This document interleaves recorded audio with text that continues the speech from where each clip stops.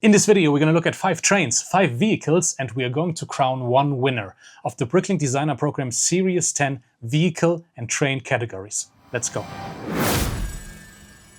And with that, welcome to the final episode of our coverage of the Bricklink Designer Program Series 10. That's a mouthful every time. Once we're done with this video, we will have looked at everything, right? This is about trains and vehicles. But if you missed any of the previous episodes, in the description there's a link to the playlist. Go check that out. And let's jump right in. This is Intercity Express train by Boformer. They do have another train, which is sort of like this one, a panorama train, also has an entry in this series. But I chose this one for one specific reason. Back in my early 20s, I was auditioning all across Germany for acting school. Eventually, I ended up in one in Austria, in Salzburg, where I still live. But I feel like, I spent a lot of time in these trains. They remind me a lot of German Deutsche Bahn trains, right? And it is my understanding that Boformer is also a German designer. Let's look at a couple more pictures. They even build it in real life, which is always cool. I like when designers go the extra mile and actually order the pieces. Then you know, right, that the instructions that actually work if there's someone who has already built that, which I always like. Looks good. This is a 6-wide train. There is the same debate, discussion about 6-wide and 8-wide stuff in trains, in Lego trains, as there is in Lego cars, right? Speed Champions famously 8-wide. A lot of people prefer 6-wide simply because it's more minifig scale. And I think the same is true for Lego trains, even though I must admit, I'm not really a train enthusiast. There are certain Lego trains I really like. For example, the latest Polar Express. I still actively, every time I see that, I have to stop me from buying that. But this train just looks good and looks realistic. This is exactly the kind of restaurant sign and first class sign you would see on a German train, or a European train, if you will. I think they all kind of sort of look the same. The color schemes vary though. But this is cool.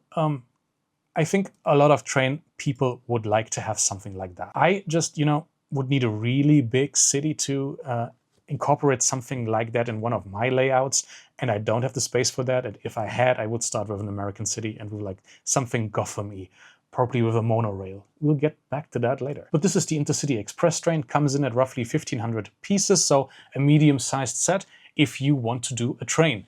But there's other stuff, obviously, in trains, such as the railway station, which doesn't actually come with a train, right? It's by Hostas Builds. There are multiple versions of railway stations. There's a signal box they also did, right? But I like this better than the signal station. It's just a cool little railway station, right? Which you could, of course, put into any city layout that already exists. I'm sure you can modify the track so it fits your track. But it looks good. It looks British to me. I like this little sticker detail where water is, life flows, right? This looks good. Looks good 360. I like the lamppost. I like the sign. I like the little cable. This is nice. This is a good looking little railway station. The minifigs are perfectly fine as well. No notes. Looks good from the inside. I like that I put a newspaper there, right? 2 little rooms. Sells the illusion of a railway station. What more can you ask for? Comes in at 1,403 parts. So again, you could still do a bigger set if you were to go with something like this. Inside the subway by Owen87 is a different kind of take on that whole idea of a railway station, right? It's an underground railway station with a little bit of overground as well. And I have always liked the idea of having an underground in your own city. So few cities actually do that. A lot of people, when they build a city, talk about, oh yeah, I want to have a subway, but who actually does it, right? And like that, you could just have it on display somewhere if you are into undergrounds. And this looks good. I like that they included Octane and Legoland ads. There's a wanted poster over here. There's one thing I don't really like about this set, and it's these really high lampposts. I get, you can put a planter on it, and that's kind of sort of cool, but there's something about them that just doesn't sit right with me. I do like, the entrance to the underground and that there is a ticket booth over there. And even down there, as well as a vending machine. That's good. And you don't actually have to integrate this into an existing city layout. It can just sit on a bookshelf as a little set by itself and it would look good.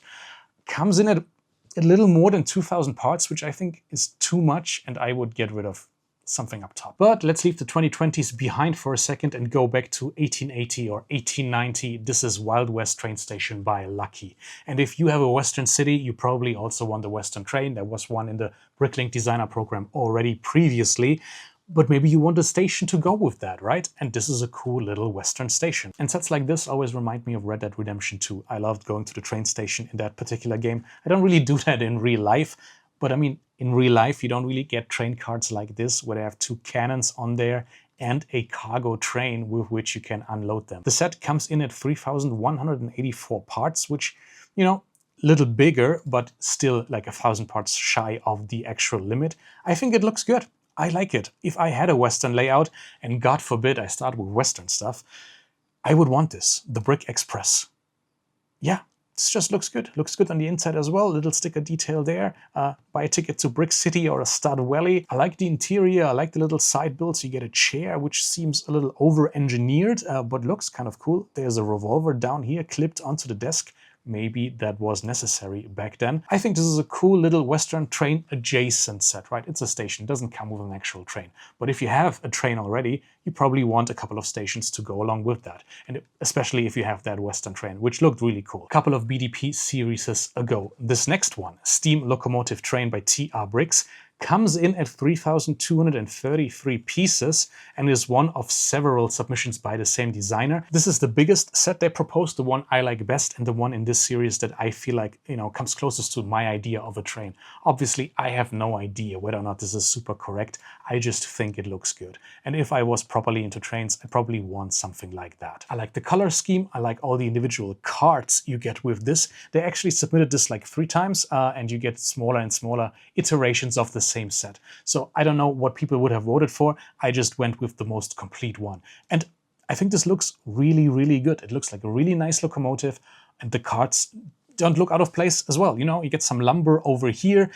Obviously, they deliver some kind of replacement train parts somewhere. This is a little octane cart, and I would assume this is coal on there. The locomotive in and of itself is probably the star of this train.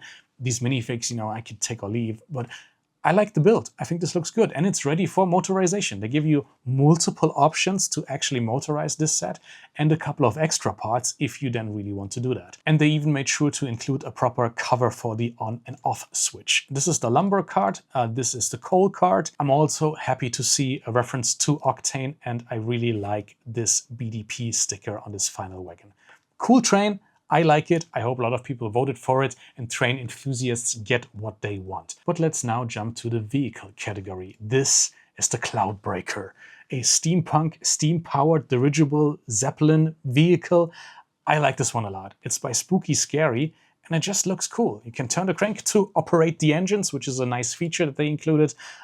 This looks good. I think I would want this.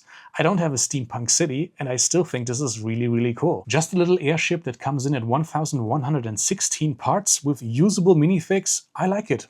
I think this looks cool. Well done. The Nautilus is next, and if this image doesn't sell you on it, let me show you the second image they included. And this just looks cool, right? It's a little shrimp that's also a submarine. I think this is a cool concept. I like this. And you have this little greenery over there, algae, you know, stuff growing on it because it spent so much time underwater. I think this looks cool. It's by Squirrel One and comes in at 1,948 parts. I just kind of like this. This looks cool to me. And all of these little side builds make a lot of sense once you realize, okay, this is supposed to be an alien ocean exploration. Comes with classic spaceman minifigs. I like these sideways built little structures underwater. The vehicle itself, you can gain access to it, can remove the top. It looks good. I like this. And if your city has an underwater area or you're just really into the deep sea, I think you might like this. This next one is called Moonlight Flight, and it's by Black Snow. We have looked at other Black Snow sets from this series in the past, but this one caught my eye because it immediately reminds me of The Little Prince, Le Petit Prince, and Antoine de Saint-Exupéry. The background does a lot of heavy lifting here, and it is what probably triggered my association. But then I thought about this plane as well, and it came to my mind that this is how Antoine de Saint-Exupéry died, right? He was a pilot, and he was part of the French Air Force back in World War II, and he either was shot down or he crashed. This is how he died, though, in a plane like that. Yeah, pretty much, you know, the dive position. You can pitch it up as well, though. I think this is a cool looking plane, and I like the moon as well. It doesn't look bad from the back either. Down here is a little clip for your star fishing rod. There's a picture that shows us that as well.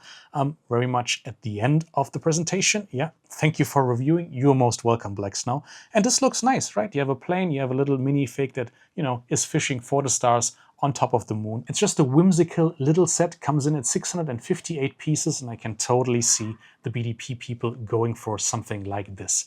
This next one is called Canal Houseboat, and I think you know the person behind this build, because Jonas Kram is also responsible for the Mushroom Village and the Mushroom House from earlier BDP series. This is his houseboat that comes in at 1076 pieces, little Dutch flag in the back here. And if you feel like you've seen this before, then yes, this has been submitted before. I don't see any major changes in it. I liked it back then. I still like it now. I like that he built it already right out of real bricks. It's not just all renders. I think it looks good for a canal houseboat if you have a city like that and want something like that. I'm just not enough into boats to ever get something like this, but I can recognize a good set when I see a good set. And I think this is a good set. But it's not my winner, because my winner incorporates trains, vehicles, and space. This is Lunar Cargo Train by Nylock. I love this classic space themed cargo train. The classic Lego space color scheme of light bluish gray and blue comes in at 2,656 parts. I just wish they had used the parts they put into the side build and give me more monorail. I really want a monorail in Lego to succeed, because I like the concept a lot. Especially like a suspension monorail would be great. I'd love to get this concept off the ground, get more momentum behind that, get Lego to make monorail stuff so I can finally incorporate this into my Gotham City, the future Gotham City, once I actually have the space to properly build that. But this set is cool, compatible with a motor kit. You can motorize it. I like that you can switch it around, rotate between display, monorail mode, unfortunately, and train track mode. I'd just love to have an actual proper monorail system in Lego. I like that you can open up these side panels, put your little vehicles and all the side builds inside, and at 30 inches, this is an impressive display model, right? This in and of itself. I don't need this tower. It looks all right. I don't mind it. It offers some play, and I get that. And I get why they would include it. I just wish they would take these pieces and give me more monorail, right? Give me a proper monorail. The minifig selection is perfectly fine. I don't personally collect classic space people, but lots of Lego space fans, classic space fans do, right? You get Buggy, Weldy, Goldie, Jerry over here. This is an alien thingy, fun touch, and this is definitely not an enemy spy. But, as a package, this looks like a classic Lego space themed set, and I think this is going to win the vehicle category in BDP 10. If you enjoyed this video, please leave me a thumbs up down there, sub to the channel if you haven't, and I'll see you very soon. Bye-bye. Welcome to my ant car. This is just a hangout. Yeah, I'm a crank that shit. Bro, that's so damn loud. It's nothing but a little intermission. Enjoy these soothing bars of utter indecision. Buddy people, you can trust me. It's an ant card. I know all those fire jokes and get you saying hard. It's an ant card. This shit ain't some voodoo, bro. I know you want to stay, but it's time for you to go.